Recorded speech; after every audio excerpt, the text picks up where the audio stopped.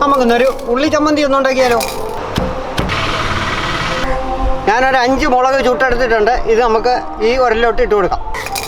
ഒരു 5 അല്ലി വെളുത്തുള്ളി, ഒരു ശകലം വാളംപുളി, ഇനിയും കുറച്ച് ചുവന്നുള്ളി ഇത് ഇട്ട് കൊടുക്കാം. നമുക്ക് ആവശ്യത്തിനുള്ള ഉപ്പ് കൂടി ഇട്ട് കൊടുക്കാം. ഇനി നമുക്ക് നല്ലപോലെ ചതച്ചെടുക്കാം.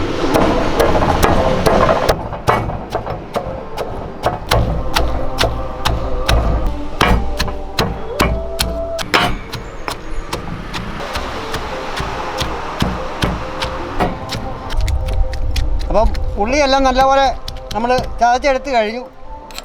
ഇനി നമുക്ക് ഒരു പാത്രത്തിലേക്ക് ഒന്ന് മാറ്റാം.